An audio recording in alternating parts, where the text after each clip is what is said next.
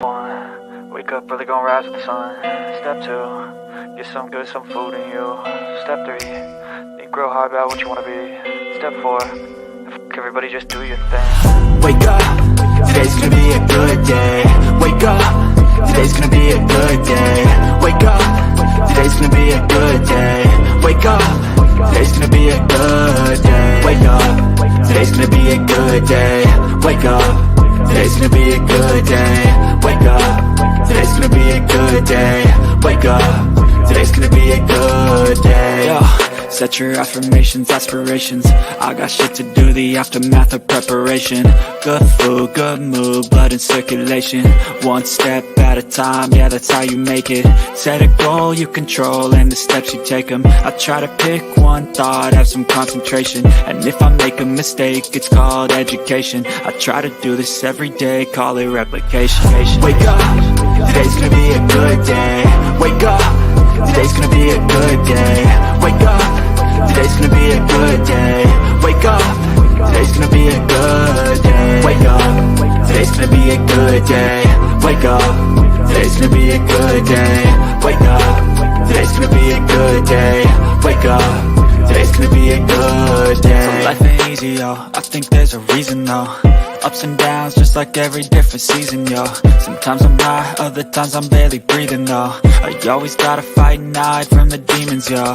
Negative thoughts are poison, they rot. Head full of flaws, so here come the clouds.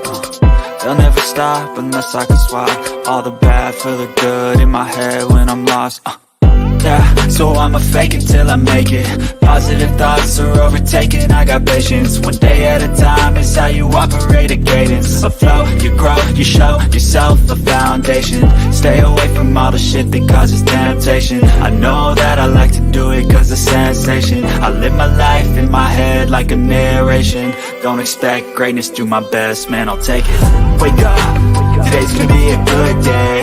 Wake up, today's gonna be a good day. Wake up, today's gonna be a good day. Wake up, today's gonna be a good day. Wake up, today's gonna be a good day. Wake up, today's gonna be a good day. Wake up, today's gonna be a good day. Wake up, today's gonna be a good day. Wake up, really gonna rise with the sun. Step 2. Get some good, some food in you. Step 3. Think real hard about what you wanna be. Step 4. Everybody just do your thing. I just received this awesome gift in the mail today, and I just want to say thank you so much. I appreciate it a ton. This shirt gets me ready for the holiday season with Bullhorn Betty.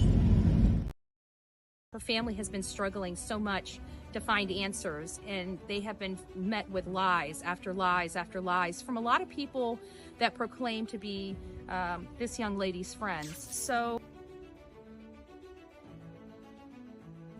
this is Layla Santinello. She has been missing since June 27th, 2023, and she disappeared from Kingsport, Tennessee. Chronicles of Olivia and I went out to Kingsport, Tennessee on several different trips, searching for Layla Santinello or any information leading to her whereabouts. These are my thoughts on this case. well, I have to be honest with you. I was hoping by now we would have found Layla. So this has been very hard. You know, we want to bring her home. We want to make sure that her family knows what happened to her, I think is really the most important. Her family has been struggling so much to find answers, and they have been met with lies after lies after lies from a lot of people that proclaim to be this young lady's friends. Just like to speak to them just for a moment and just say, if you know something, say something, because her life does matter. For the family members of these people that know what happened to her, it could have been your daughter. It could have been your granddaughter. You need to ask them to stand up and speak up.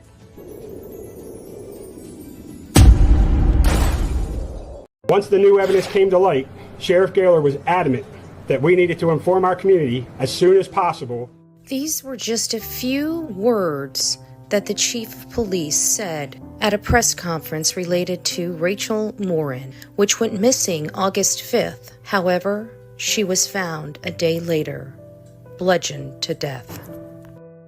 Rachel Morin, mother of 5, often found comfort in being outdoors and working out. This was no different August 5th, around 6 p.m. when she went to the Maupassant Heritage Trail in Bel Air, Maryland. Nobody really knows what happened on that trail, but whatever it is, it was really horrible. A teenage girl found her body the next day during search efforts. The horrific scene only can be what is left to imagination. Her death has grabbed local, state, national, and international headlines. DNA was located at the scene of the crime. DNA evidence is part of nearly every modern-day investigation, and in Rachel's case, DNA evidence was collected by our Forensic Services Unit. This DNA evidence has come back as a match, tied to a home invasion and an assault of a young girl in Los Angeles this past March. This is the first time that we heard of an assailant associated with her case. Unfortunately, that suspect has not been positively identified, but he did leave behind his DNA. In the video we obtained from the Los Angeles Police Department to be the person that murdered Rachel Morin on August 5th. Rachel, mother of 5, died a brutal death. Can you help? And the tip line number is 410-836-7788. Summer Wells went missing on June 15th, 2021. She disappeared from her home at 110 Ben Hill Road in Hawkins County. On her 2-year milestone, we placed this banner on the side of the road. Since she went missing, she hasn't been heard or seen from again. While I was visiting the area, I saw Don Wells working on his truck and asked him if he'd come down and speak to me, which he did. Don Wells and I had a conversation about his daughter Summer Wells and information related to her disappearance. Don Wells maintains that somebody came on the property and took his daughter away. He still believes after all this time she has been abducted.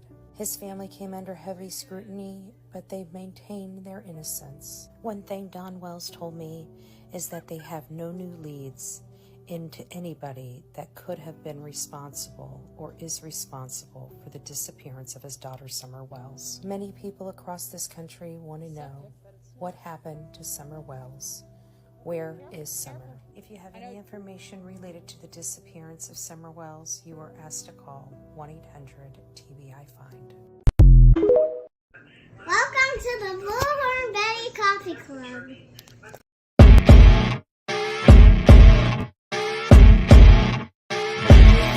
As you wake up in the morning, you want to find the latest, greatest information about criminal cases and have an intuitive conversation about the suspects associated with these cases. Head over to the Bullhorn Betty channel on YouTube.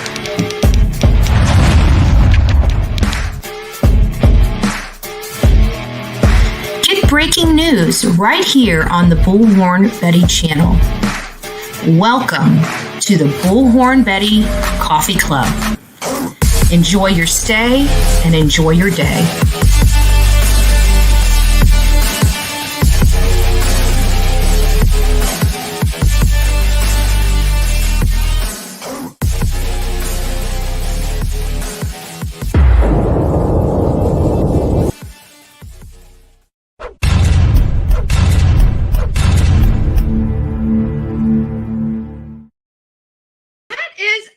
My crazy people of YouTube and X. I almost want to say today is the Manic Monday. I really want to believe today is the Manic Monday because I feel like everybody had the day off after Christmas. And I feel like today is that begrudging day that we all have to go back to work and actually work. It sucks. It sucks, right? Gotta push buttons. Time to wake up, folks. Time to wake up. If you didn't get the message, it is Wednesday. It's Happy Hump Day. For many of you, this might be your Monday, right? And what a great Monday. You're going to be sliding right into the weekend. Good morning, Skittles, crime show. It's nice to have you up in the house reminding us. Don't forget to hit the like button as you are coming in. Our beautiful Sonia is up in the house bright and early, followed by our resident defense attorney, Big Back Mike, is up in the house. Good morning, everyone. Give yourselves a hand. Jessica, Sheila, it's nice to see you, Southern Grammy Wolf. I hope everything is going well for you. We know you had a lot of great news kind of at the end of this year, so we're really excited for you and hopeful everything is going. I'm sure it's not going without a hitch, but hopefully it's going pretty stinking good, right? So the real me too. It's nice to see you this morning. Good morning. Bullhorn Betty is up in the house. Our beloved Connie is up in the house. I got a great message. And you know what, Connie, you were on my mind when I read it. I mean, all of you guys are on my mind, but sometimes a particular person pops in when I read The Language of Letting Go. Crafty Chris is up in the house. Good morning, Love Bug. I hope you're doing well. Bayou Babe saying good morning to Betty and chat. Good morning, good morning, good morning. Christina is up in the house this morning. Good morning, Love Bug. I hope you're having a wonderful day. And I'm praying that you all survive. Well, you guys are all here, so clearly you survived Christmas. Clearly, that's what you did. Good morning, Lulu's Nana, Luteens. Hopefully, I always say that. I don't know if I'm saying that right or not, but hopefully I am. Thank you. Thank you. And for the people that are over there with the mute button, trying to drive up the hours on the other channel, I just want to tell you, thank you. Thank you. We're going to be getting that channel up and running. You know what? I don't even know what to do with all these channels. So we're just going to build them, right? We're just going to build them and see where they go. That's what we're going to do. We're going to make sure that we're never put in this position again. Gigi for life. It's nice to see you. Just an old lady up in the house. Good morning. I hope you are doing well. I have not seen your name up in this chat in a little minute. So good morning, love. Good morning. It's nice to see you, love. Who else do we have? Second Thesis, good morning, love. It's nice to see you. Our beautiful old lady O is up in the house. Katrina is up in the house. It's nice to see you bright and early, Love Bug. And we've got Stacy already talking. Turtleboy. Yes, this whole thing is disgusting. We're going to go into it. You guys know I laid into it a little bit, but I had a lot of stuff to go over yesterday. And of course, we get some information back on Savannah, which is not good. We're going to go over that as well. It's just a lot. It's a lot. And this is just one of those cases that it's like, I don't even know how to express it. I really don't. Like, I'm shocked that people support this guy. And I think Dolly said it best on his channel. I don't think it's the people that are supporting him. They came out for Karen Reed. They were wanting to fight for Karen Reed. It's sometimes when you get behind these people that have a good messaging, but do it for all the wrong reasons. And I think that is emblematic in all fairness of this case, where this guy just went overboard. He just lost his stuff. And he was given time. Well, we'll get into the discussions later. But yes, I get it. I get it. I'm going to go ahead and star that. We'll come back to that here in just a little bit. Good morning. Good morning. Who else have I missed? I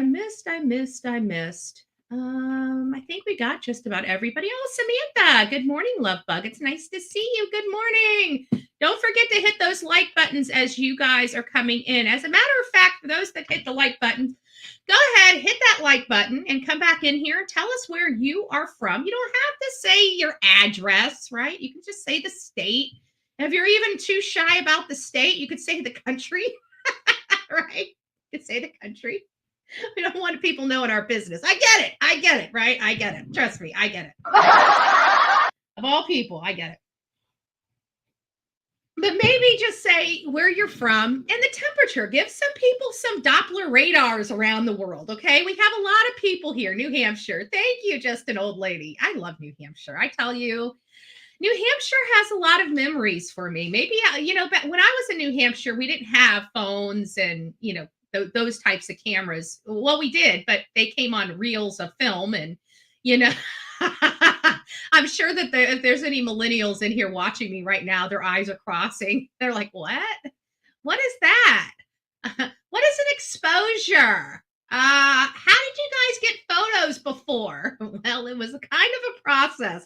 It wasn't a click and print process back in our days. Okay. There was a little more involved in it. But I got to tell you, New Hampshire was one of those states that is just gorgeous. It's very beautiful. But I was always often confused being out in the mountains hiking, right? Hiking with snow on the ground, right? You hear the crunch of the snow under your feet, and you're literally in a tank top and shorts walking through the snow. It's the weirdest experience I have ever experienced in my life, but I love New Hampshire. New Hampshire was a beautiful state. I was there before the man on the mountain's nose fell off. I got to actually, and I have pictures of the man on the mountain. And it was beautiful. It was beautiful. Central Florida, 60 degrees. Oh, got it. Like on here. Yeah, awesome. Awesome. Yes, I'm glad you're in Central Florida, but that's kind of my temperature as well. So Savannah, upstate New York. It's nice to see you, Nani Sunshine. Good morning from the Berkshires. Nice to see you, Southern Illinois. Southern Illinois. I don't even want to know how cold it is. I tell you, it gets cold here. Like, even I tell you all the time that our Christmases just don't feel like, so every now and again, like once every few years, we'll get that really, really like bone chilling Christmas. And most of the time it's just not. We have a colder Thanksgiving than typically Christmas, but I think this year we had both like Thanksgiving and Christmas about the same temperature. I don't know. I'll have to go back and look. I didn't go outside very much, but I can tell you I went outside in shorts whenever I did go outside. New Zealand. Oh, you're from New Zealand. Oh, I heard that is so pretty. I've always wanted to see New Zealand. Always. 17 degrees I could live without. I have to be honest with you. The 17 degrees, that's about what we were rolling up in Idaho that first time when I was out there with my fingers, and I'm like, oh, I feel like I'm gonna just shatter. They're just gonna shatter and fall off. They're just gonna break. It's nice to see you, James. Good morning. Good morning. I'm at work, but listening. That's okay, Shannon. Good morning to you too. Good morning. 42, James says. I don't think I like hearing, like when I start hearing your northern temperatures, I like my bones start getting cold for you. I have to be honest with you. My bones, TD Dean, it's nice to see you, love. I have to be honest. Coffee beans. Aw, thank you, Jules. It's always nice to see you. I hope you're feeling better. Georgia is 44 degrees. Well, I will just stay here in Florida. Thank you. Thank you for reminding me, Stacy. I think Florida really is calling my name. 32 in Cali and pouring rain. Oh, that sucks. That so sucks. That so sucks. But you're up awfully early. It's not even 4 a.m. God bless you. God bless you. But I always isn't New Zealand. Let me think. I'm making sure I've got the right. New Zealand was the one that they did the, didn't they film some parts of Harry Potter in New Zealand? Some of the beautiful picturesque photos and stuff. I could be wrong. I could be wrong. I could be thinking of another country. But I almost want to say, hey, Mama Shell Bell, it's nice to see you. So, Lord of the Rings. That's it, Skittles. Thank you. Lord of the Rings. I knew it was a movie. Yes, yes. As soon as you said Lord of the Rings, that is exactly what I remember. Yes, yes, yes, yes. Manic Mama T. Yes, yes. And that's where I saw it was that movie, The Lord of the Rings, that made me fall in love with New Zealand. And I didn't even know that it was New Zealand. Honestly, I thought it was digital creation. I had no idea that it was actually filmed in New Zealand. And when we were hearing, you know how they do that, like after the movie's over, like, I don't know, like 2 or 3 years, they bring the cast members back and they talk about what they loved about the film, what they didn't like about the film. You know, they start embodying the characters, you know, that whole little after, video of all the people. Anyways, it was one of those types of things that they started talking about where they were filming at. And they were talking about how very cold it was when they were filming in New Zealand. But man, what just a beautiful backdrop. But it was that series that made me absolutely fall in love with New Zealand. New Zealand is truly on my bucket list because of that movie. It truly is. It's on my bucket list. It's one of those things that I absolutely want to go and see New Zealand before I kick the bucket. Now, I might be 70 years old rolling in the wheelchair before I can afford to go over to New Zealand, but damn it, I'm going. Okay, I'm going. I'm just going to have to go. It's nice to see you, Jet's mama. It's nice to see you. Oh, good morning, love. I hope you're doing well today. I really do. I hope you're doing well. It's nice to see everybody. It's actually nice to catch up just a little bit. You know, we've been on such a rush that we haven't had an opportunity to really catch up. So it's been really nice this morning. It's been really nice. Remember the case that we went over? I touched on it briefly. You're going to recognize it as soon as I put this photo of the car up. You're going to recognize it. Remember this? We went over this. This was a gentleman that disappeared. I think it was like 2013. He was in the Army. He lost his leg. He was just going through a lot of emotional situations, and his family got really concerned. He seemed really depressed and everything like that.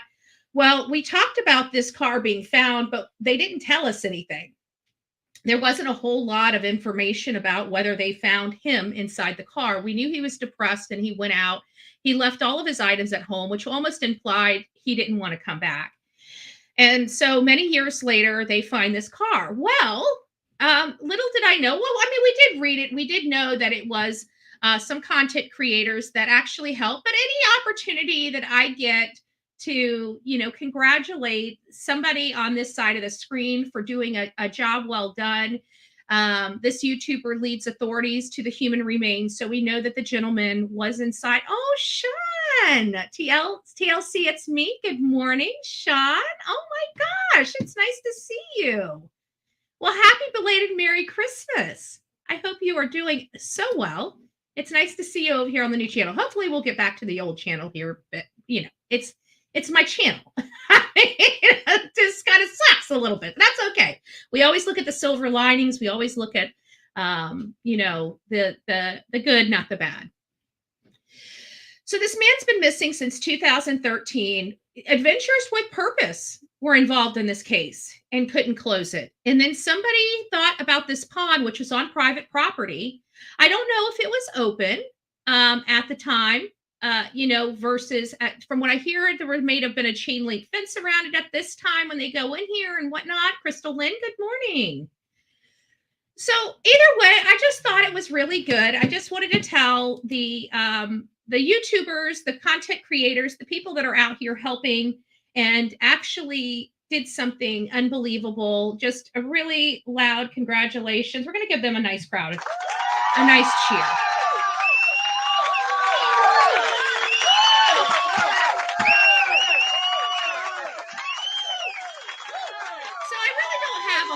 To say on this story. We did cover it briefly. It is a sad story, but you know, again, the power of social media is so precious. You know what?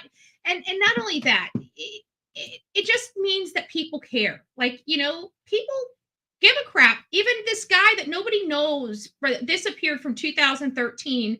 There's still people out there that are looking for this man, that are trying to help. Not because I believe it was everything that we had, all the information that that we heard about. Yeah, it is leading that way. Now we don't know for a fact, but he right before he lost his life, or he went into this. Oh, thank you guys. Look at you. Oh, you guys are so sweet. Thank you, Sean. God bless you. God bless you. And Stacy with 5 Bullhorn Betty Crime Story memberships. God bless you guys. Thank you. Oh, I feel the love and warmth. But it sounded like he was about to lose it. He had already lost one leg. He was by himself. You know, it was just one of those things where he didn't want to be a burden to other people. I truly believe. I truly believe all his medical conditions were really weighing on him a lot. You know, he seems like he had a great relationship with his sister. Probably didn't want to be a burden. Probably it sounded like he was going through a lot of emotional stuff right around the time he disappeared. So, yeah, Mike, I truly believe that. Yeah, it might be. intentional. He did it to himself. Even the stories that brought us to this case, when we were talking about it, when they found the car, everything that I researched leaned to a very depressed man. You know, it just seemed like he was.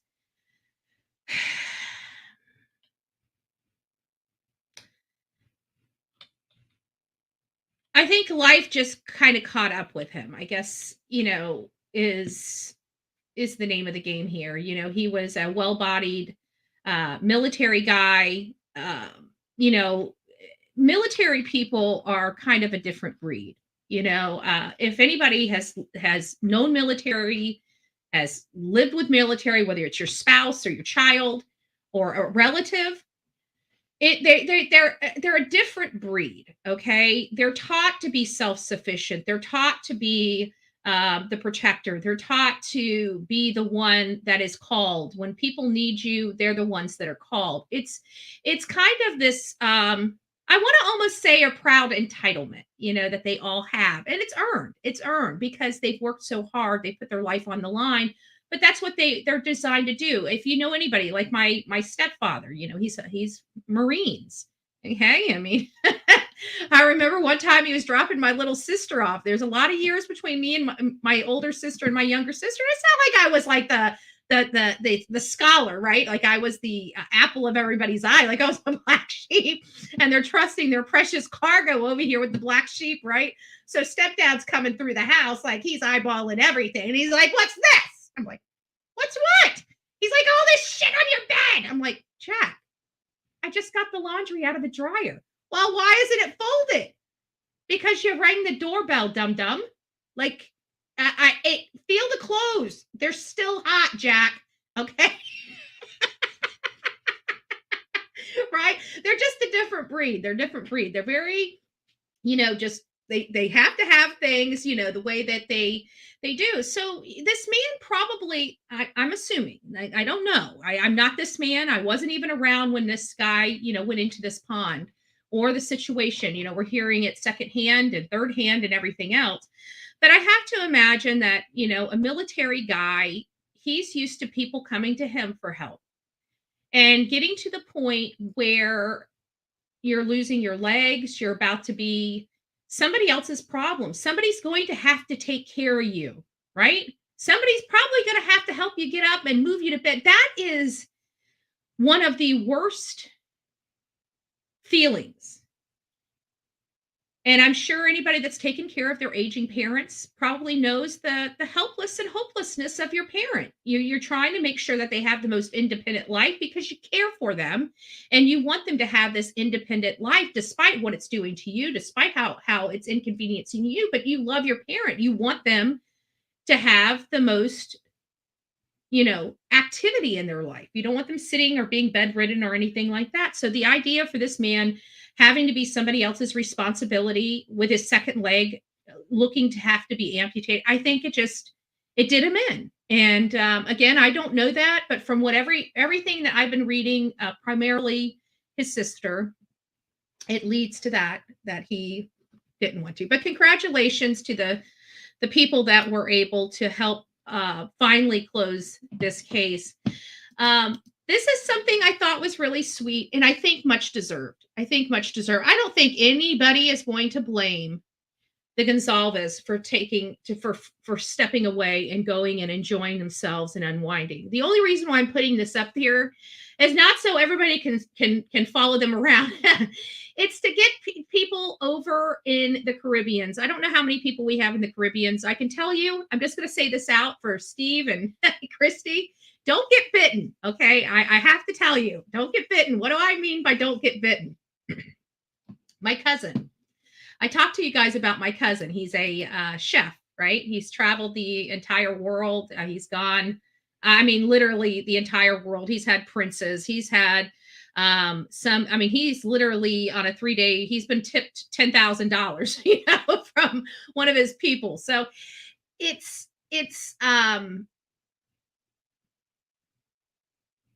hard to express how he got there, but he went to school. He went to the Cordon Bleu, which is an elite school for chefs.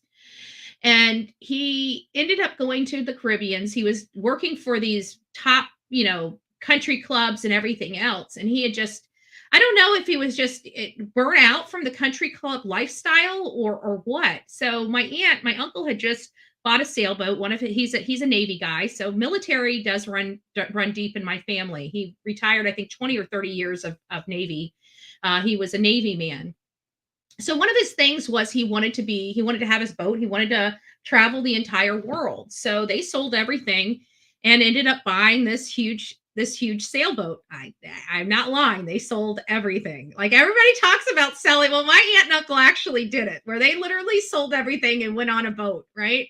My aunt needed some land legs again. So after a few years, they ended up coming back and settling down and getting some roots. But either way, my cousin ended up going to the Caribbean. And when he went to the Caribbean, he never came back. And that's where he started to embark on the cruise ship. It's not like a cruise ship line. It's they rent these yachts. He works on yachts, and these really well-to-do, the 1%ers of our world, the 1 and 2%ers of our world, they rent these mega yachts, and they're wined and dined on these as they travel the waters. I remember one time, one of the stories was this particular guest. He never really tells me, he'll tell me there was a prince on it, but he never divulges who he served on his ships. But he will fill me in here and there. But so I don't know which one of his fares this was for, but they wanted lobster. They wanted lobster that evening. Now you're talking about a very ultra wealthy family. And I remember he said that they like to be served at 5:17 p.m. Exactly 5:17 p.m. He said, these people have some of the weirdest ticks, but that's what they want. That's what they get. So he had to have the lobsters dropped.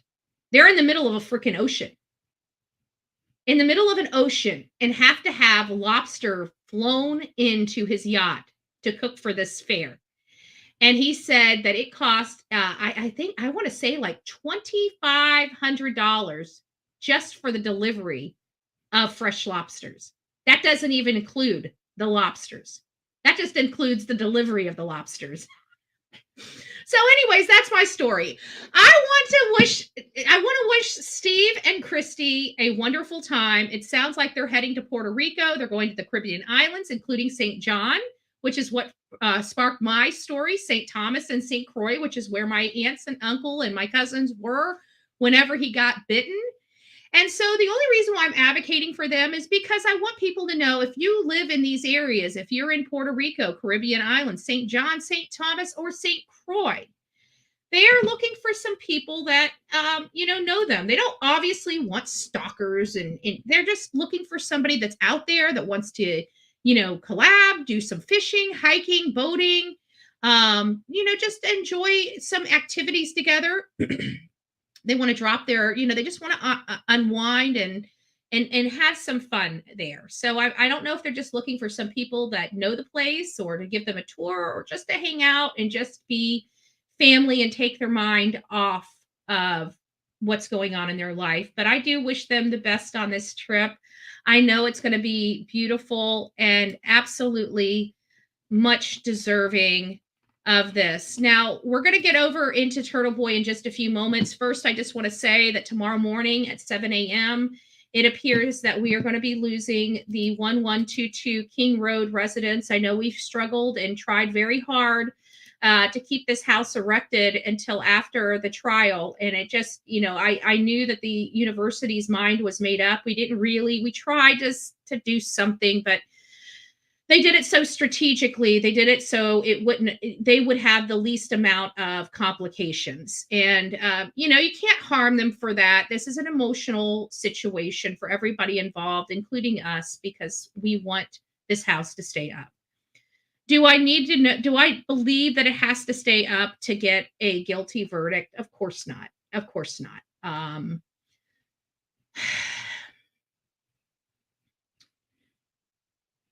but it's not about, it is about the conviction.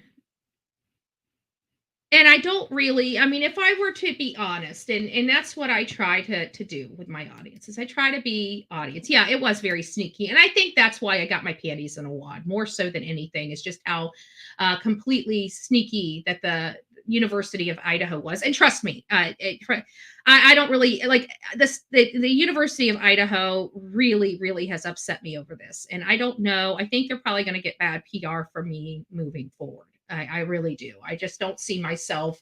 I mean, I know my personality, and when somebody kind of doesn't consider the victims more so than the people that are there, like this is an issue for the university, and I get it. It's a financial issue for them, but I'm sorry. I want to make sure when I'm sending my kids to a university and something happens to them, like them being brutally murdered in their sleep, that I expect the university that they went to school that I spent hundreds of thousands of dollars with to do a little more than this.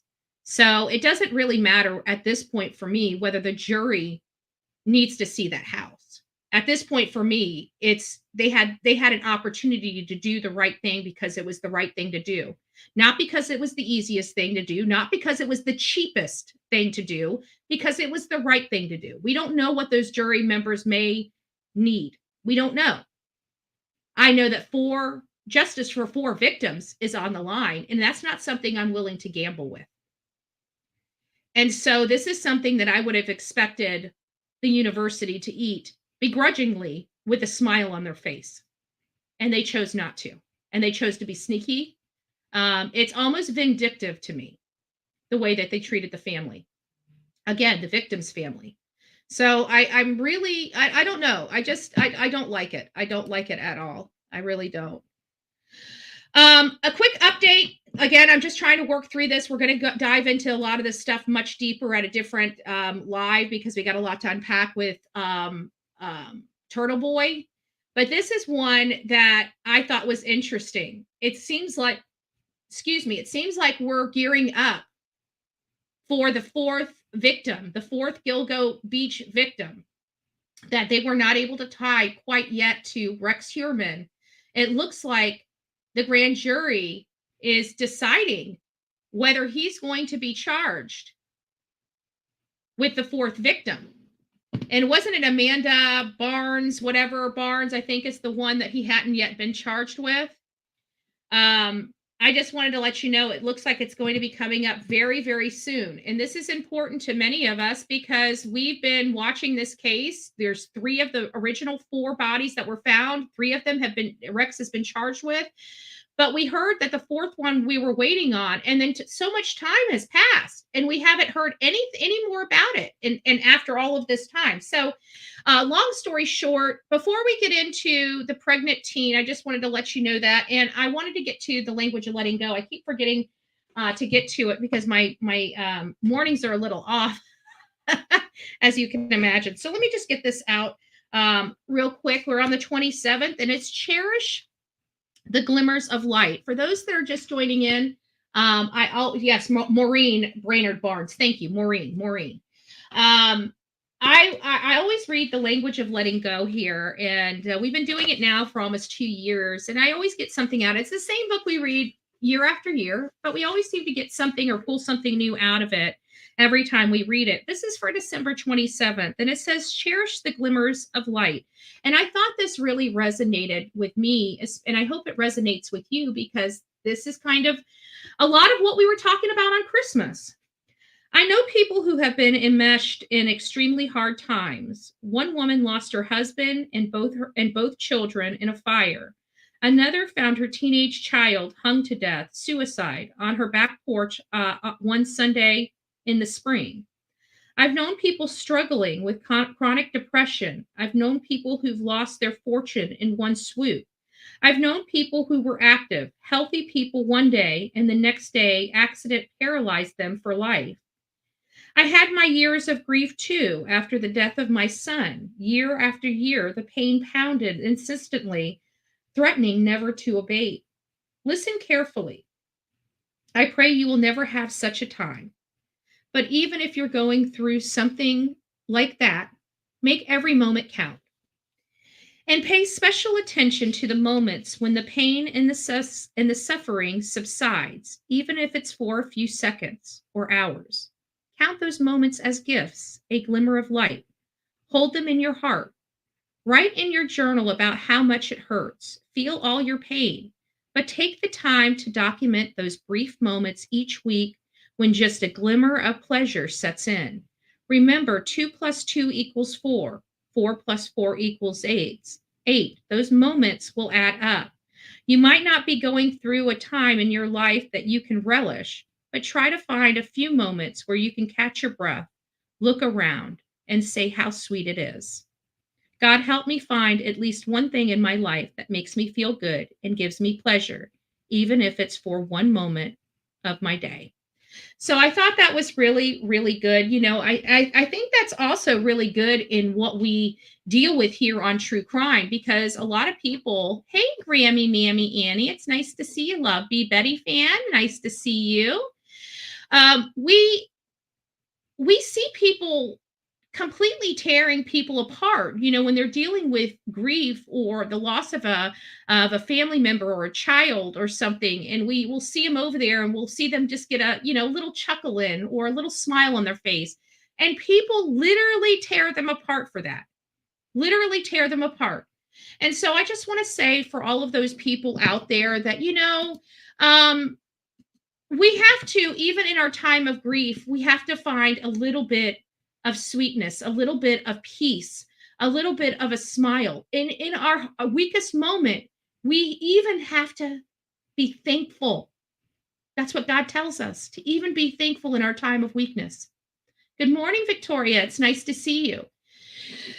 All right, guys. Well, I'm done with that. We're going to go over to Savannah Soto, another case, and then we're going to get on into the conversation about Turtleboy, which I have a lot of my own personal opinions about it, and I really don't give a damn. For all the people that want to clip this and tear me apart here later today, go ahead and do it. I really don't care, because I'm about to light this man's ass up, and I'm going to light, you know, and again, this is not to his followers that were doing the right thing. These are the people that were complicit in him doing the wrong thing. So I'm not talking about the followers and the people that are supporting Karen Reed, that are out there just trying to get justice for her. I'm talking about the people that were complicit with this nonsense with Turtleboy and what he was doing to people.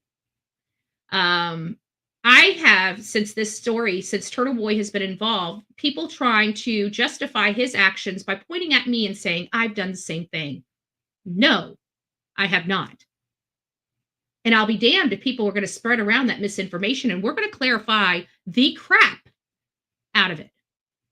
Because this man deserves to be in jail. He's been given chance after chance after chance. And all he had to do was just put the brakes on it. Pump them brakes. And he couldn't do it. And he kept going a little bit further. He felt he had this arrogance about him. He allowed his head to get too big. So we'll just stick around for that. We're going to move over to Savannah Soto. Again, another sad story. We need to be updated on this. And then we're going to go to the press conference. So here we go. Tonight, a tragic end in the search for Savannah Soto, the 18-year-old pregnant Leon Valley woman. If you guys are triggered by certain events, especially when it comes to women and children, you may want to go ahead and exit. Yeah, he thought he's untouchable. Exactly. Cutie Pie, it's nice to see you. Missing since Friday. It was just yesterday. Authorities issuing a clear alert believing Soto may be in danger. Megan Reyna joining us live from the scene. She has been following this story since Sunday night. I've been watching her work it all. We have some information too, some behind the scenes information. I'm not liking it. It doesn't mean that these people deserve what they've received, but I've heard some other stuff that make at least it not explain it, but we'll talk about it. She has the latest from the 5900 block of Danny Kaye. Megan. Well, Marvin, this is, like you said, a heartbreaking ending to this story. We have confirmed through the family of Michael Gitta that both Savannah and Michael's bodies were found here at the apartment complex inside a a vehicle. Police have not confirmed this yet to us, but they said that police told them this information. And we have seen a lot of emotions out here in this apartment complex, both families, of course, of the two out here speaking with police. I'm going to step out. You can see Leon Valley is now on scene. Originally, San Antonio police were the ones responding to this call. And it really was an effort by Savannah and Michael's family today. They were searching all day for clues, looking for the vehicle that they were last seen in. And we're told by family members that they got a word the vehicle could be actually here at this apartment complex. So I want to make this a point because we hear this all the time. We hear it all the time. We heard it first in the case of Paula Miranda Rosa, where the family, these adult missing person cases, not that that law enforcement wasn't taking it seriously. It's just that they've only got so many resources. They don't know their habits. Family and friends know the people's habits, know what their passwords are, and can typically do a quicker in location. But this is something that is common to a lot of adult cases where the families, and this is what I want to tell you, where the families are responsible for tracking the stuff down. Once you find it, law enforcement will step in. They're saying they're looking for them, and they are looking for them. They just don't know where to look. It's like a needle in the haystack. It's not any disrespect to any law enforcement or any branch, except the ones that really just sit on their hands and do absolutely nothing. But, I don't know that to be the case for this one because they had the endangered person listed very quickly. And we're assuming, and we can't confirm this yet, but that is the clear designation. To discover their bodies inside of that vehicle. Again, this is coming from family. We are waiting for police to confirm this information to us. Savannah, of course, was a week past due her pregnancy whenever she didn't show up to her hospital appointment Saturday night to be induced. I tried telling you whenever we read that yesterday about her having to be at the doctor's office to induce, that there was something gravely wrong with the situation, because no mother would miss that appointment. We all know that. And so that's when her mother knew something was off. She was supposed to be in that room when she delivered her baby boy. And so she filed that missing persons report on Saturday night with Leon Valley Police. And that's, of course, what started this missing persons investigation. Michael Guerra was actually confirmed missing today with Leon Valley Police. And now we have confirmed with his family, again, through what they said, police told them that the both of them have been found inside a vehicle. So I did want to come back and just, I got to be honest, I'm very, honest with my analysis. When I read yesterday that there was screaming coming from the apartment before she disappeared, I thought that the boyfriend and girlfriend got into a fight. I really did. Until I even expressed this to the Real Me Too last night. She's like, I don't think so, because I was expecting when they found her that there would be alarm bells going off saying, hey, this is a murder case. And I guess in part they were kind of saying, but apparently they kept it close to their chest until the I don't know. I'm not sure if this is the chief or if this was the sheriff, but I think it's the sheriff. But let's just go ahead and put this up there. We're going to listen to the press conference around her, and then we're going to get on with the Turtleboy discussions. Where's my time? So we got about 13 minutes to get this done.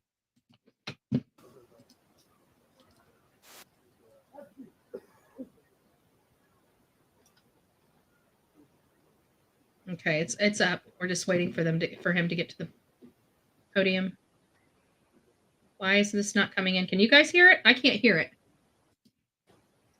Oh, probably. We do believe that the two individuals are the female who was missing and her boyfriend. Any weapon inside the car? We don't know that yet. We have not been able to move the bodies. Yes, it's the car that was described as. Can you guys hear that or no? Yes, the family did. They were alerted that the car was here, and they phoned it in. I don't know exactly what time it came in. How long they may have been here for? We're thinking possibly for 3 or 4 days. So who exactly found the car? He just said that they. It sounds like they had been deceased for about 3 to 4 days. So it sounds like they were most likely deceased at the time that they were moved. That's what I originally thought, but I think we've got enough details at this point to determine that this is not a murder suicide. It sounds like, from what I was hearing, is that both the boyfriend and girlfriend were bound. I don't know how true that is. That's just what I'm hearing. That has to be rumor right now. I don't want people going around spreading that as fact, because I don't know if it's fact. I didn't hear this is this San Antonio? Oh, this is the police chief. So let me see if I can do San Antonio press conference and see if I can get another one, because that really did, for my end, it was horrible. It was really, really low.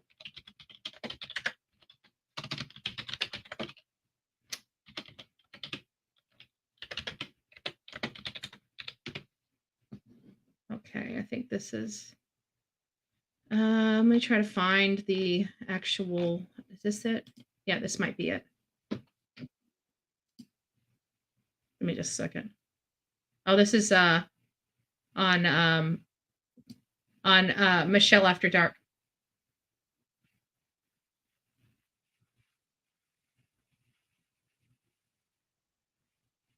So it doesn't sound like the FBI is involved in the investigation too, from what I'm hearing on her. But we'll listen just a little bit more. We can. I don't know exactly who found it, but the parents were alerted by someone or the family was alerted by someone who came across the vehicle. So it sounds like somebody was looking and came across the vehicle. So we'll dive into this a little bit more. They were both found. The baby was not delivered. Here's one more real quick. I think this might be a little more informative. So this afternoon, her body was found along with her boyfriend, Matthew Guerra. Thanks for joining us tonight for News 4 at 10. I'm Jonathan Martinez. Tonight, that investigation is believed to be a potential murder, as San Antonio Police Chief William McManus reveals they believe 2 bodies found inside of a vehicle may have been there for 3 to 4 days. Soto was last seen on Friday, December the 22nd, on the northwest side. Since then, family and friends have been searching for the teen, who was believed to be in danger just a day before she was set to be induced and have her baby. Over the weekend, Soto's mother pleaded for the community to come forward with any information about her missing daughter. The discovery of the 2 bodies earlier today by police, leaving Soto's family devastated. Many of her relatives were at the scene and understandably left heartbroken. News 4 San Antonio's Amanda Henderson is live where that discovery was made with more. Amanda? And I believe we already heard her statement already. So isn't this the one we just heard? Hold on. No, it was not. Here's a different one. Yeah, Jonathan, you can imagine it was just an outpouring of grief out here for hours today. Family members only really leaving maybe about an hour or 2 ago. Many of them just staring at the location of where the car was. Disbelief that Savannah and her boyfriend were likely found inside dead. The search for Savannah Soto and her boyfriend has come to a tragic end. San Antonio police believe Savannah and her boyfriend are the 2 people found dead in 2013 Kia Optima at a Northwest Side apartment complex. My heart is broken right now. And nothing's ever going to replace her. We first introduced you to Rachel Soto last night. Her pleas were simple: to help bring her pregnant granddaughter, Savannah Soto, home. Family has been looking for the 18-year-old since Saturday, when she didn't show up to be induced. Less than 24 hours later, Rachel's pleas are now for you to remember her granddaughter for who she was. Oh, let's She was a good girl. She loved sports. She played basketball with her brothers. But she was a heart. She was beautiful inside and out. SAPD Chief William McManus says he's unable to confirm if either of the dead are pregnant and calls the case complexing. I don't want to go into details about that, but again, I will repeat that it appears to be a very complex crime scene. So we don't know what that means by complex crime scene. We can only assume what it means. But there were a few things that did come out. One of those is the possibility of the gang-related aspect of it, which is what I've been hearing as well, that he was associated with gangs. Now, I don't know if she was as well, but you have to think that usually when somebody's associated with a gang, Their significant other is also associated with that gang. So I don't know, it is just what it is. It's not to be disrespectful to the victims or anything, but, we have to talk about this stuff because it's relevant to the case. Also, in this post by Jennifer Coffindaffer, this is some paperwork. Matthew was still on probation for assaulting Savannah last Christmas, a year ago. So even he is not immune, so to speak, to assaulting her. This was a year ago. I'd have to say that was before her pregnancy, right before her pregnancy. Obviously, things have changed for them. So that is really the first half of our segment, kind of rounded out with the cases from the YouTuber pulling the car out to the Gonzalez, a much needed vacation, the demolition of the 1122 King Road house, the grand jury decision, or they're coming down. The decision is coming down for the fourth victim in the Gilgo Beach. And then we have Savannah Soto, which was obviously found deceased along with her boyfriend. And from everything I heard is that her baby was not delivered. So it sounds like they all died together. It's just I don't get how humanity can happen. Okay, so getting on to our next segment, we're going to open up the phone lines here in just a moment to speak about Turtleboy. I want the consensus of my audience. I hope people do participate in the calling in, because this is a case where, how do I want to approach this?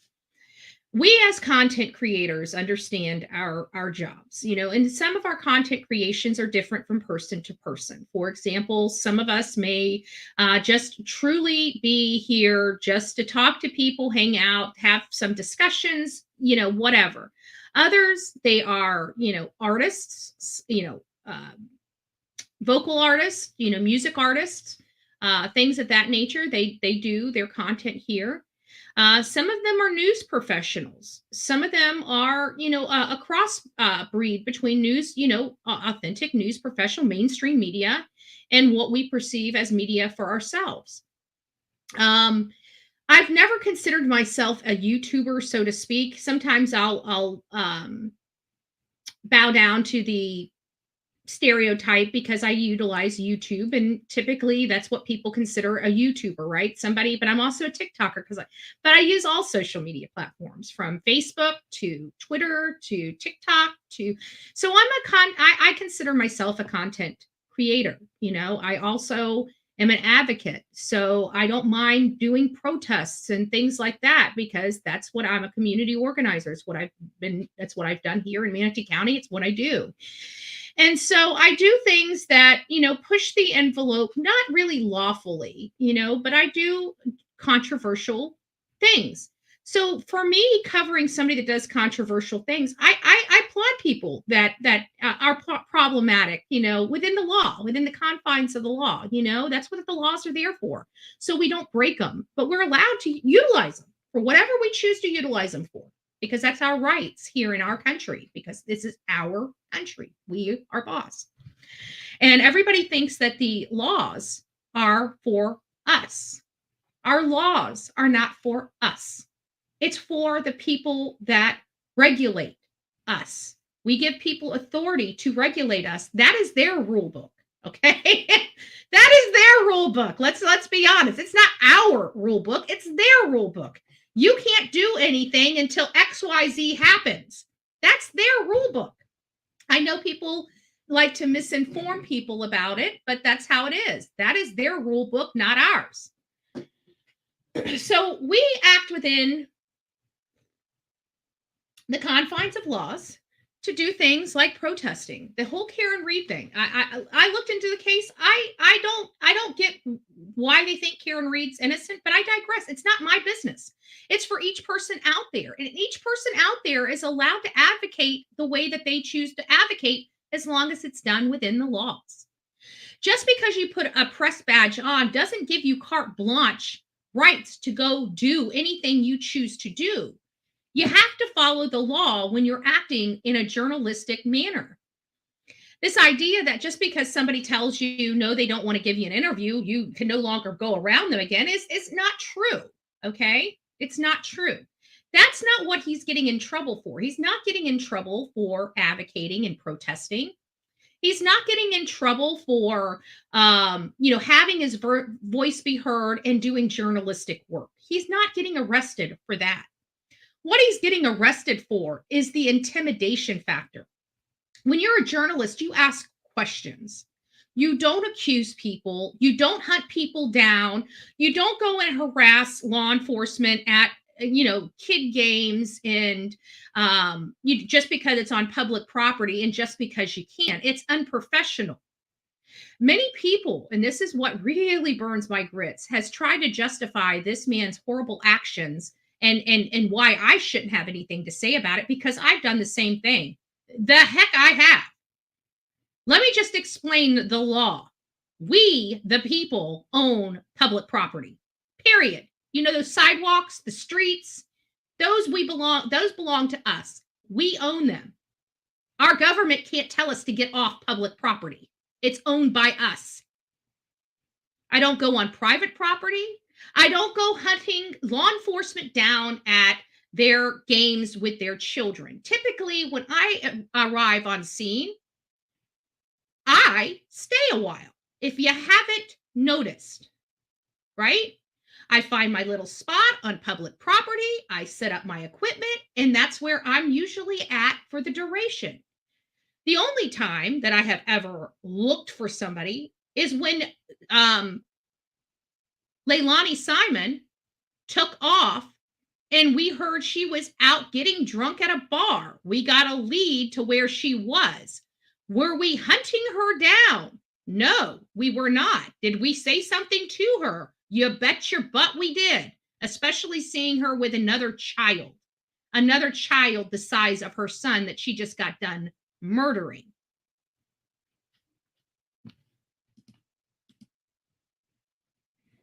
So they're trying to say he has, and just like Jules says, a First Amendment right. He has a First Amendment right to be heard.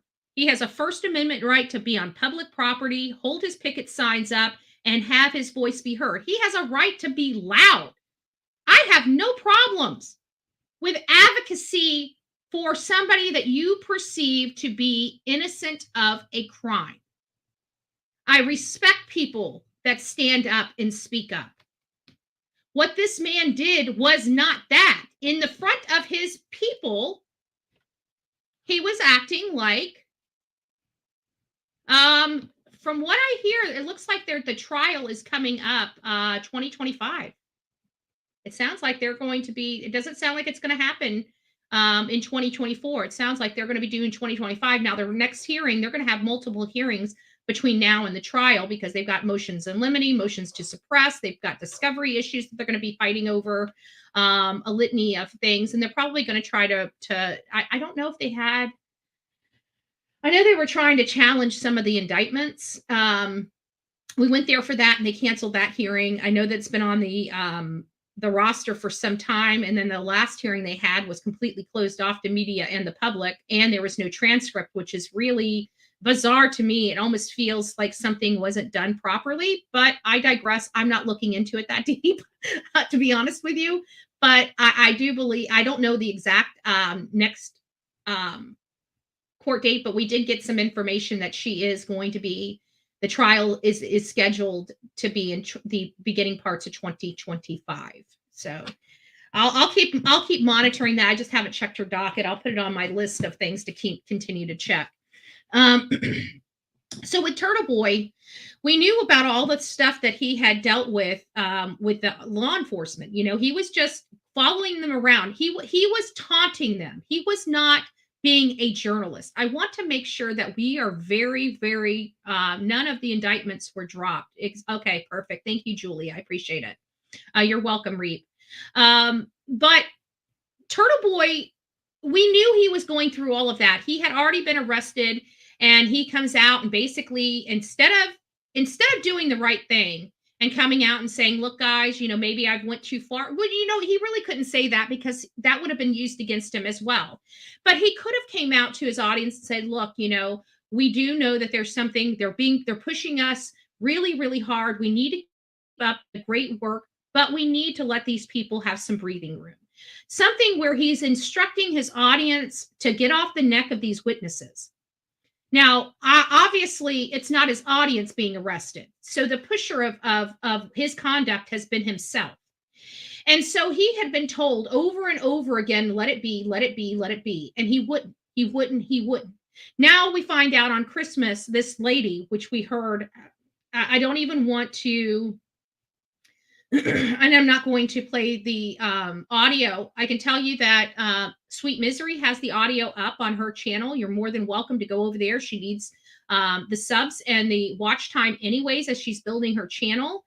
But it is good. She's the reason why I ran with the story yesterday morning, because I heard it on her channel that morning as I was getting up and doing my research. So if you guys haven't been over to Sweet Misery's channel, please consider going over there and watching that and listening to that that audio. It was really disgusting. Yes, by you, babe. Disgusting and disturbing for sure. And so he's allowed this money. He's allowed this fight to go to his head. He's doing things that have taken his freedoms away from him, and people are still acting like he's on the right side of this. Listen, if there is corruption, let me tell you something. As a political activist that has, there's no ifs, ands, or buts. They can try to tear me apart and say I'm a joke in this town. I can assure you that I am not. But to each their own. But I can tell you that being a political activist, an advocate, you don't have to. There's none of these charges that are associated with. This is a guy that's hunting people down for everything that's holy. I have been in front of politicians' house with a freaking a machine, a microphone machine, right? You don't go to jail for being loud. You don't go to jail for being on public property. You don't go on jail for doing controversial things. You don't go to jail. The only way you go to jail is if you're violating the law.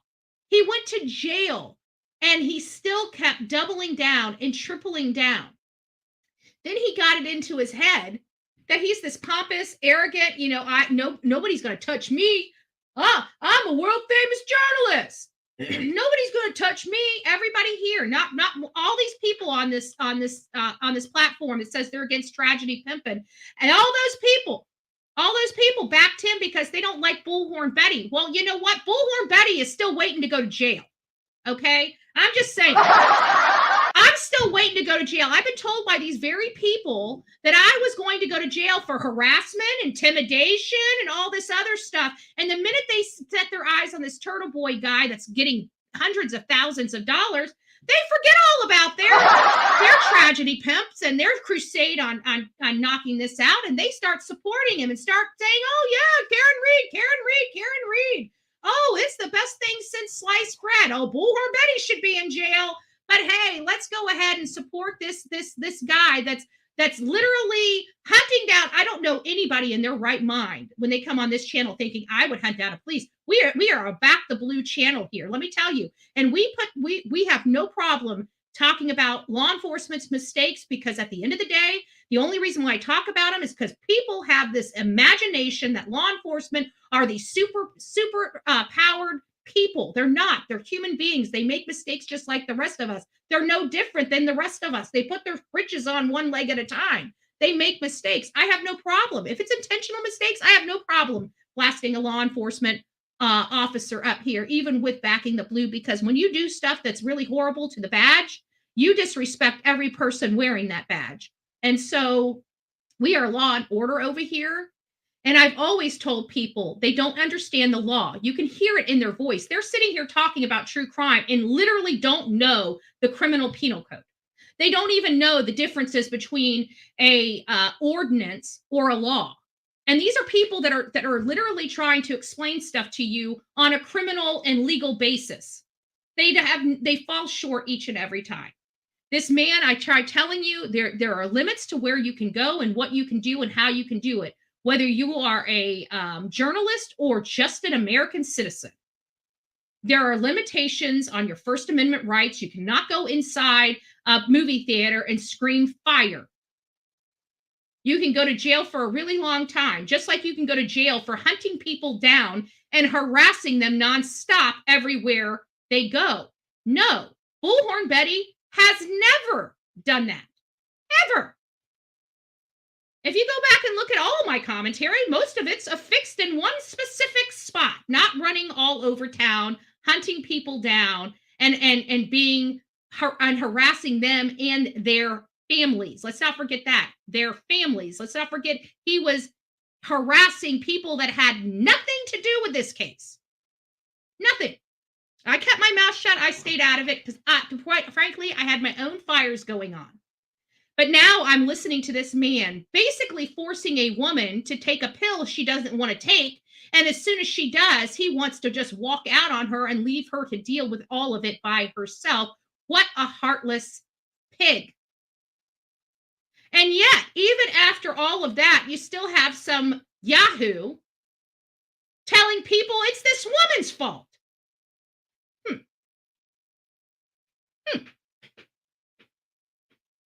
But this is the same person we call eggplant. So, I mean, there is that. This is the same person that has no credibility, that will never be taken seriously here on the streets of YouTube. And you know what? It comes back to me going back and saying, I watch very clearly and carefully where these people go. Who do they go to? Do they go to shitty channels, crap channels, channels that are truly tragedy pimping channels that used to say, look over there, so you're not looking over here? Those channels? If they go to those channels, I know what kind of person they are, right? I always know if a person is here to really advocate for their loved one, or if they're here to make a buck, okay? Like George and Brittany. Are they here to make a buck? Or are they here to advocate for a missing child? Because so far out of that whole entire Christmas list, I still didn't see one thing go over to Nova Grace. So that entire family that has nothing to do with Layla Santinello just got a Christmas list fulfilled and not one thing go to that child's baby. I find that disgusting. Just me. I digress. Everybody has to make their own decisions for themselves. But for me, I find that disgusting.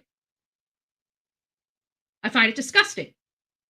But you always watch where these people go. And if you start seeing them go to those channels, you already know they're in it for one thing and one thing only, and it's not the advocation of the missing. And then people get so upset when I call a spade a spade. They don't like me. Let's go illegally take down her channel because we don't want her to tell the truth. Oh, lying Betty telling the truth. Yeah, I've been telling the truth for 2 years. People can't understand how cults and things happen. It's called brainwashing. See, what happens is how this whole situation works is somebody goes on every day, day after day, kind of what they did during the whole COVID thing, right?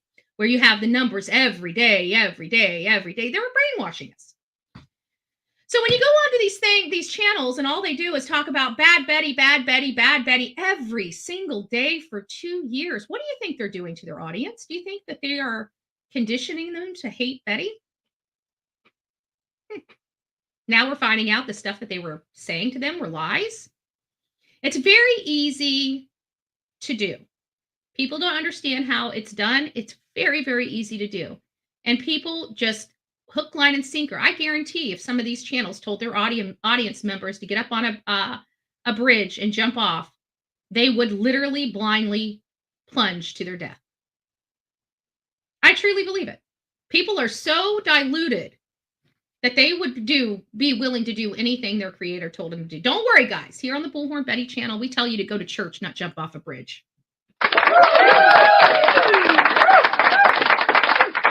Just saying. Just saying. Just saying.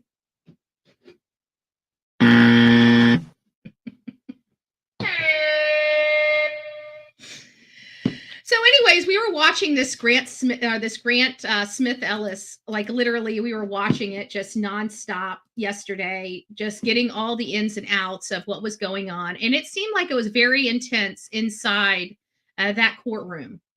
But, you know, the bottom line is I'm sorry. I truly believe in God. I believe God doesn't like ugly. And how dare you? How dare you do such a despicable act on his date of birth? How dare you?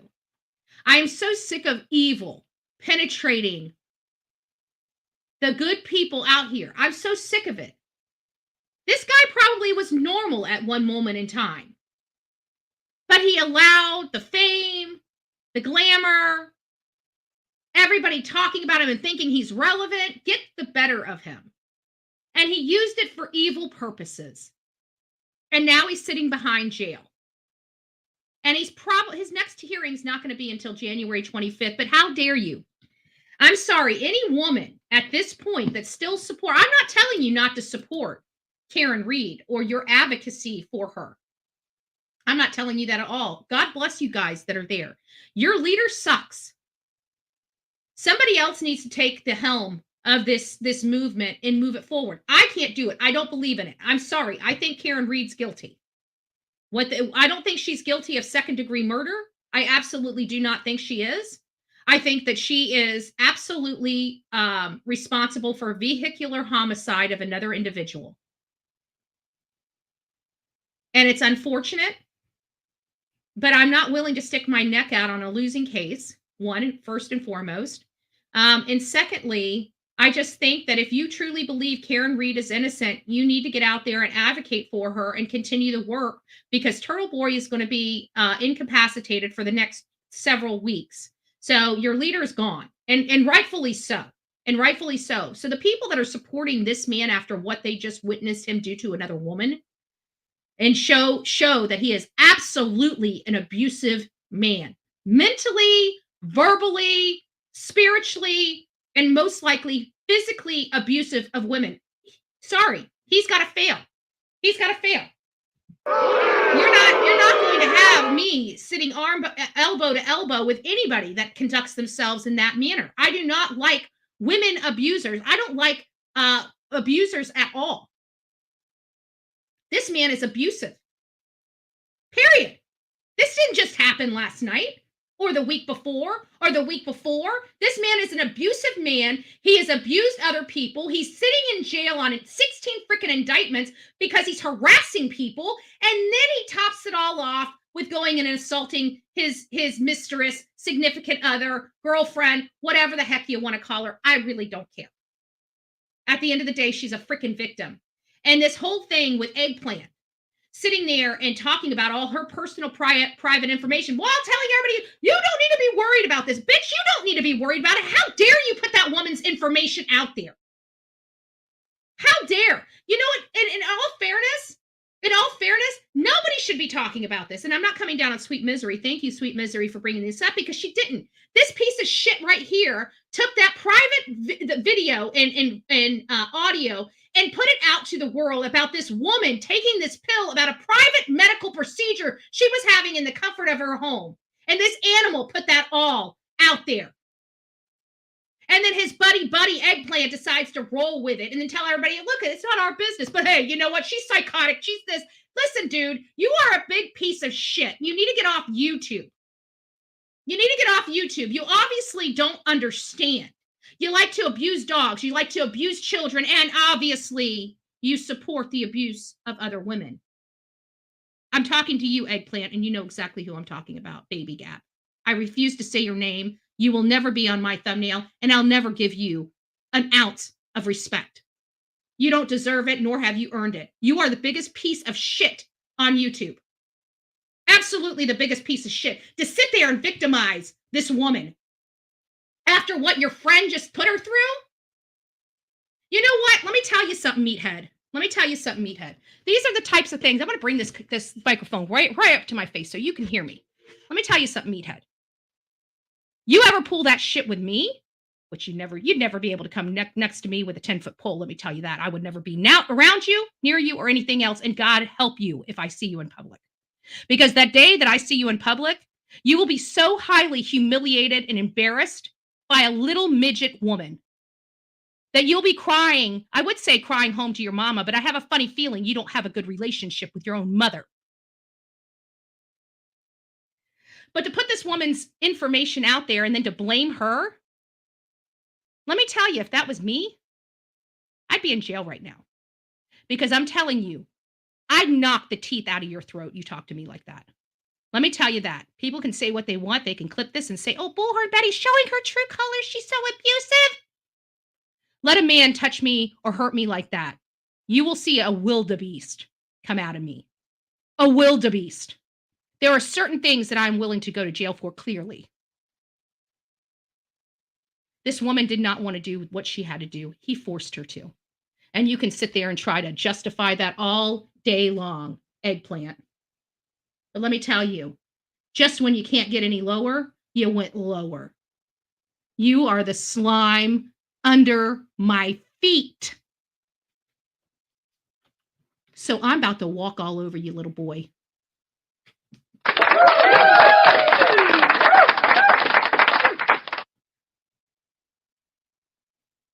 We say no to domestic violence. We will always say no to domestic violence. What happened to this woman should never happen to anybody. Her personal private information should not have been put out here. What happened to this? Well, Eggplant's sitting there saying, oh my God, it's none of your business. Just stay out of it. Just stay out of it. Here, let me throw all of her personal information. She took an abortion pill, fetus be gone pill. How in the hell can you say that? You disgusting piece of shit. And if anybody needs to know the integrity of Turtleboy, let's not forget who released the audio of this person's private information. What scumbags. Scumbags. And I can guarantee you, little boy, I should be talking to both of them. Pull that shit. Let me be at an arm's length away from you. You guys been wanting me to go to jail for a while, right? Like I was supposed to be in jail 2 years ago. All you got to do is put me in a room next to frickin' Eggplant and you'll get your wish. I promise you, you will get your wish.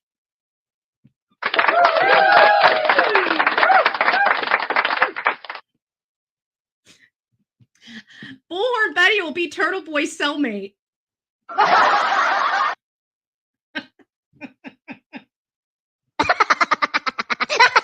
We'll be like this. Move on over, Turtleboy. Make some room for Bullhorn Betty. I'll see you in just a few moments. Give me just a minute. I gotta fly. Hold on, let me see if I can get myself on a bomb.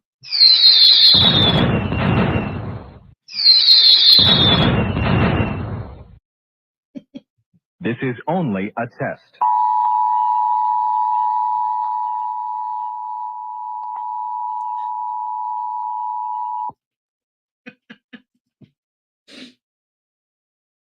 Good Lord.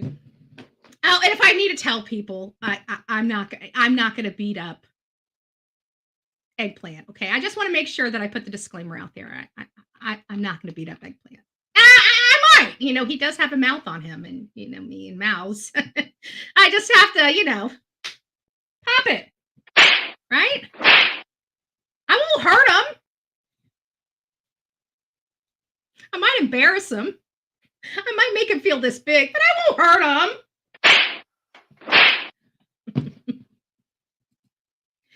So I really think this guy's just a real class A piece of shit. I'm sorry, and he deserves it. So I want everybody to be able to get a little piece of sweetness today as we watch this man getting shut the F down, which finally, and I want to put this disclaimer on it. Turtleboy, you've had every single opportunity to just stop. How's that doubling and tripling down for you, working out for you this morning as you're waking up to some of the shittiest breakfast you probably have eaten in your entire life? You're not going to hear "we love you." F him. What he did to that woman, there ain't no way I'm going to listen to that shit. Whoever said that, if you're watching the Bullhorn Betty channel, let me just tell you how I feel about you. Female screaming that out to a man that just did what he did. Disgusting. Get your fat ass up there, boy.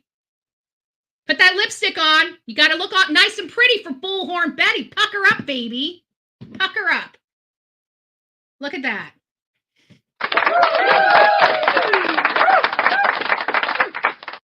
Are you getting it? Are you getting it now there, Turtleboy?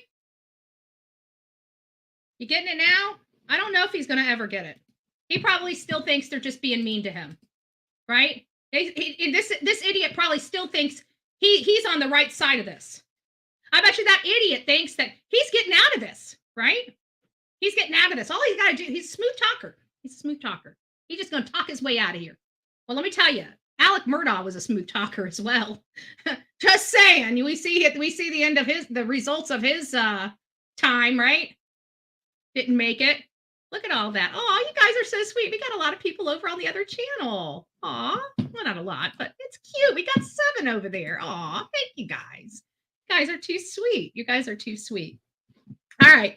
So that's really, there's one other thing. Yes.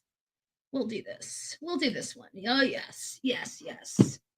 Just to round it all out. Make a nice big round exit. Let's see if they'll let me play it. Decision disgusting. Tonight, the well-known blogger will not be going home, instead heading to the House of Corrections. This is the moment the blogger known as Turtleboy walked out of the courthouse in shackles. Kearney is charged with intimidating a witness and assault and battery. Look at that face. Oh, you know what? What did Dolly say? I'm going to blow this up for you guys. But you guys are going to see my face before you see his. I'm going to back it up. That Dolly said, watch, that man's going to be crying. Watch, that man's going to be crying. Dolly just said that. I heard that. I don't know. I know he's had another live since the last one I was on, but I know the one that I watched him on, the 8-hour one, he said that this man was going to be crying. I'm going to take you guys back. I'm blowing this mofo up. You guys, I want you to look at that man's face. That man's been crying. He surely has. Surely has. I'm going to blow it up. I'm going to blow this snuff up. Let's look at his face. He's not looking happy, folks. I think Dolly, I think you got something right here. Holy crap. Our Dolly is right. He does it every now and again. I know he blows my mind every now and again too. I mean, what can I say? Let's look at his face. Walked out of the courthouse in shackles. That does not look like a man that's happy. That looked like a man that's about to Kearney cry. is charged with intimidating a witness. Look at that. He looks like he's about to cry. An assault and battery. Looks like he's about to cry. I wonder if it finally got real for him. I have a funny feeling the judge is going to let him out of jail on the 25th. I think that they needed to teach him a lesson. I think he'll be out. On a household member. The prosecutor said. Right there. That man looks like he's about to cry. What do you bet? Do you guys think that man was in his cell last night crying? I think that man was crying. I think that man sat in his cell and said, "Oh shit, I sure do." I think reality just slapped all over his face. He thought he was going to keep being able to hide behind the First Amendment, behind this journalist stuff. Listen, people can say a lot of things about me, and I don't really care what they say, to be honest with you. I really don't. Don't cause me financial harm. You can say whatever the hell you want to say, right? I really don't care. But I tell you what, I follow the law. I follow the law with my journalistic work, my avocation work, my protesting work. I follow the law. Now, granted, do I speed the car? Yeah, I have a lead foot, okay? So will I get a ticket? Yes, I will. Do I make mistakes? Yes, I do. Do I still make mistakes? Of course I do. I just pray to God that the mistakes I make don't kill somebody. Let's be honest. Right? Try to get through that red light. I just pray to God that my poor and bad decisions that I make on a daily, because I'm an imperfect human being that needs God, I just pray to God that each and every day I get through the day without killing somebody. I pray to God that my worst mistakes don't injure somebody else, right? Pray to God that they don't injure me either. But good Lord, I'd rather be injured than somebody else be injured. this Turtleboy guy has caused so much stuff. So I think he might get out. I don't know. It really depends. They may get a breath of fresh air, not having him up their craw every waking minute. They may decide that they want him, they like him better behind bars. I don't know.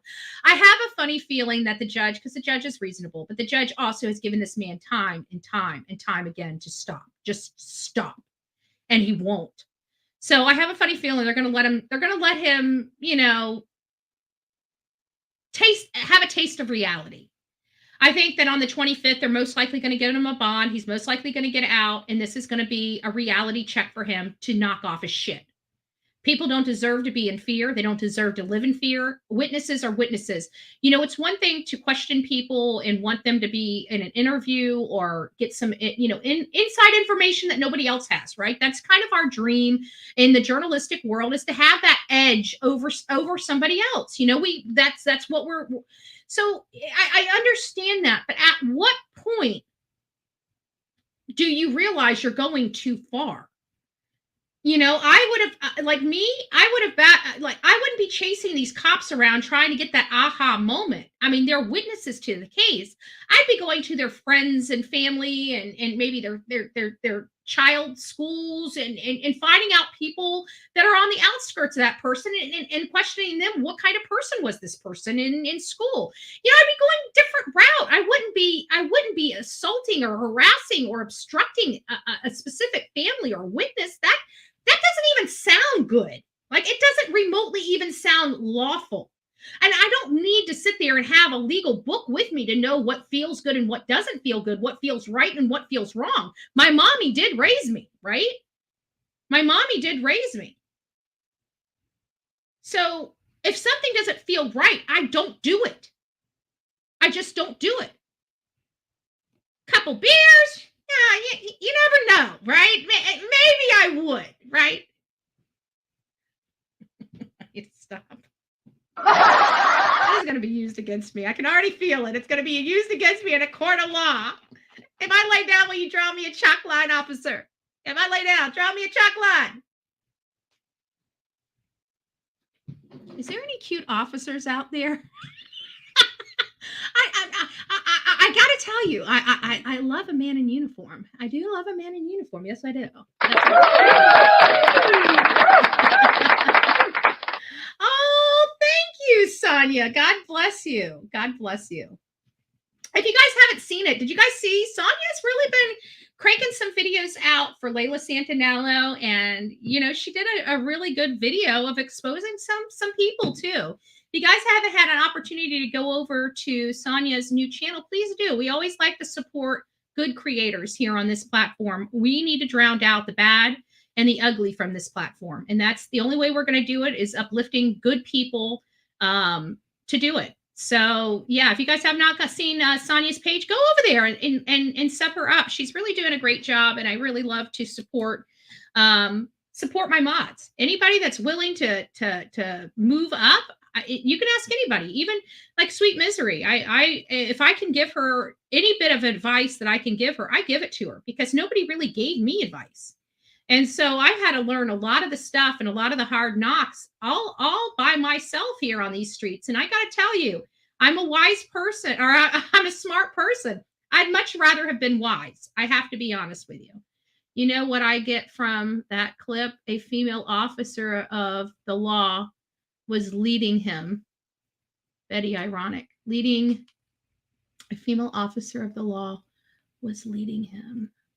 Are you talking about the lady that was? I don't know. I don't know. That was that, listening to that clip of that lady crying and just, I felt her. God, I felt that pain. I felt that misery. I felt that hopelessness and that helplessness in her voice. I felt it all. I'm sorry. It made me sick. It absolutely made me sick. And to each their own. I'm not here to change minds, but don't come over here thinking you're going to change mine. I think Turtleboy's a piece of shit. I think what he did is disgusting.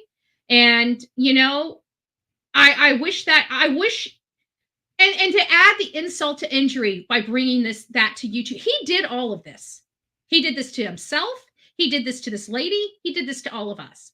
Okay. I could have went my whole life without knowing what he did to that woman, but he decided to throw something out there thinking it was going to protect him. Sorry, we're not stupid. And there's a lot of women out here on these streets, whether we like each other or not, we just say, no, I'm sorry, that we can get behind, we can stand behind each other on this cause. And I'm telling you, that's exactly what I'm going to do. What he did to that woman, he should be in jail. And he is.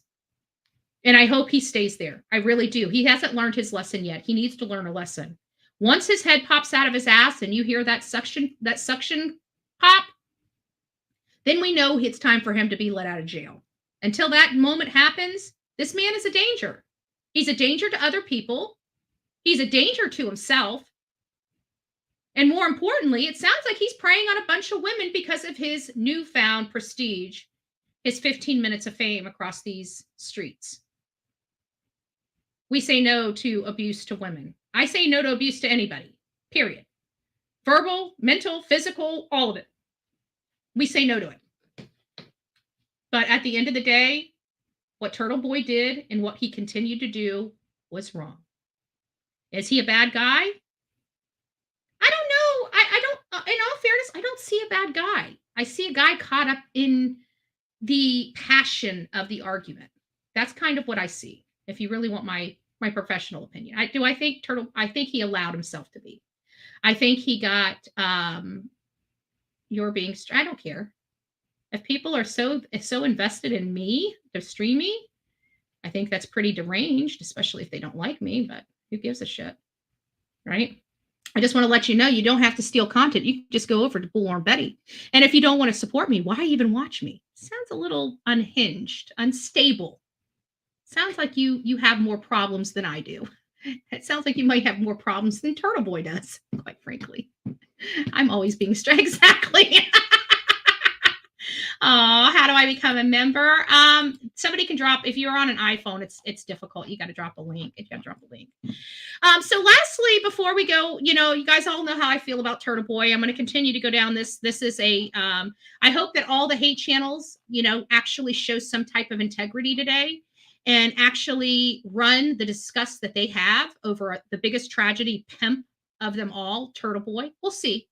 We'll see where the integrity lies today. I'll be on the lookout. I wonder if we should start calling out the caller outers.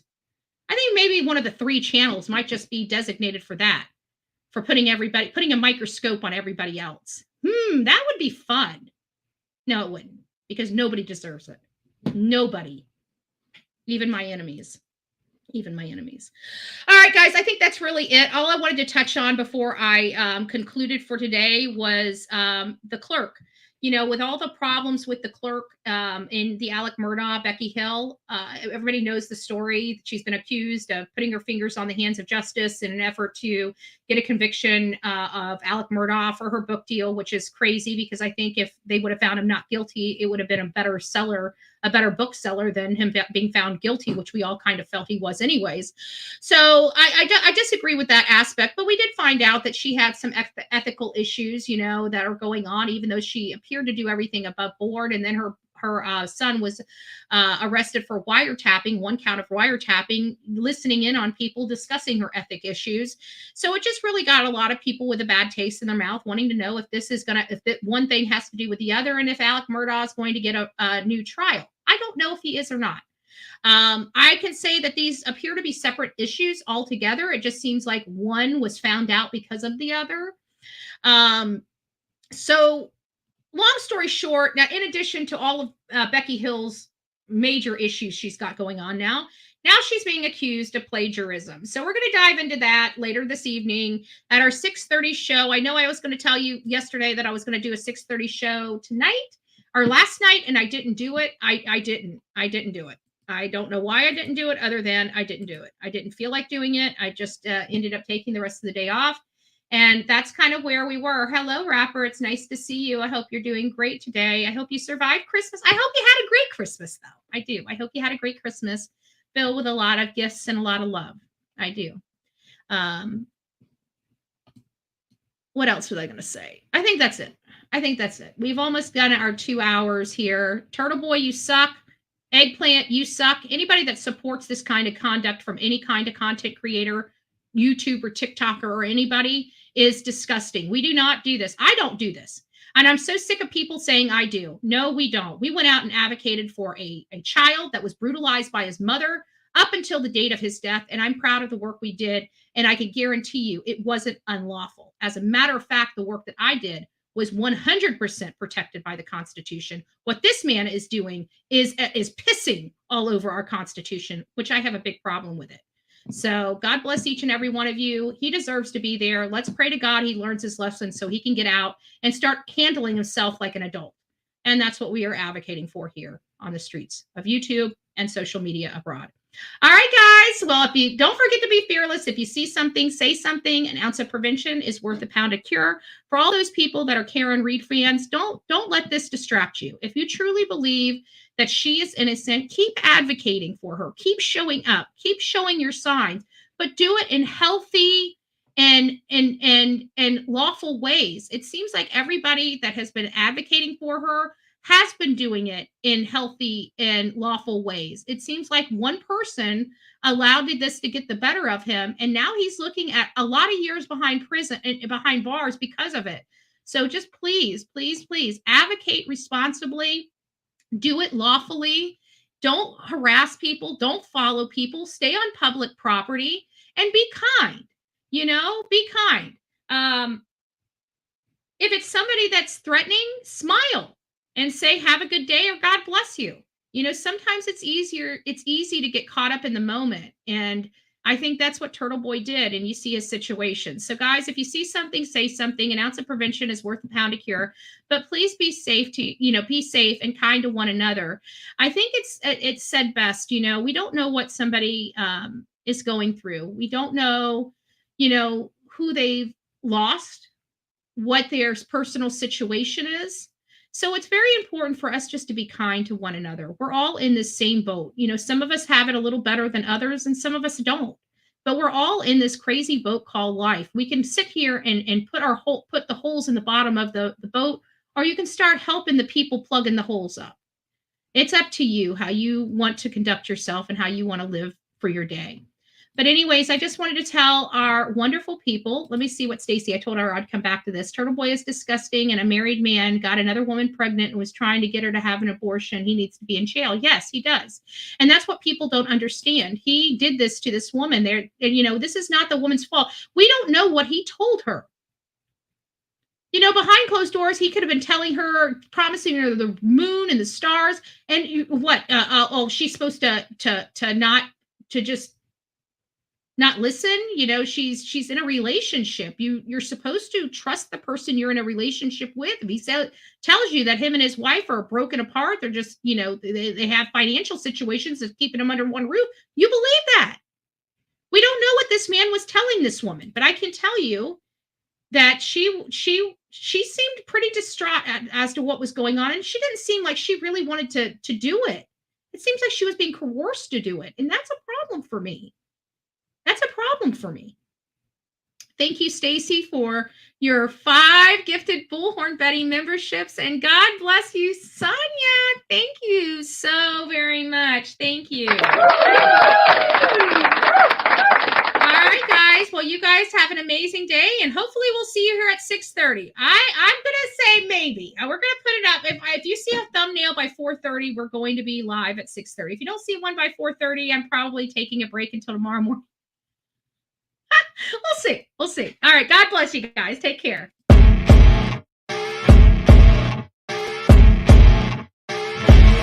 As you wake up in the morning, you want to find the latest, greatest information about criminal cases and have an intuitive conversation about the suspects associated with these cases. Head over to the Bullhorn Betty channel on YouTube.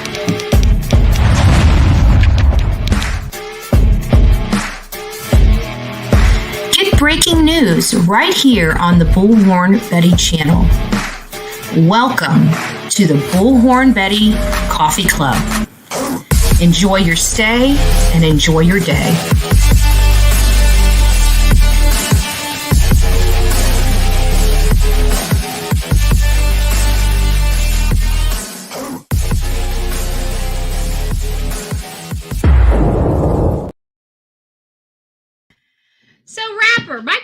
it is. What in the world? You have never even had a conversation with me, and you're saying I would turn on somebody in a split second? But I've always treated you with common courtesy, and I've never turned on you. As a matter of fact, you have been a jerk to me since the time I've met you, and I've showed you nothing but kindness and courtesy. So if anybody would turn on anybody in a split second, my dear, it would be you. God bless you, and I hope you change your evil and wicked ways.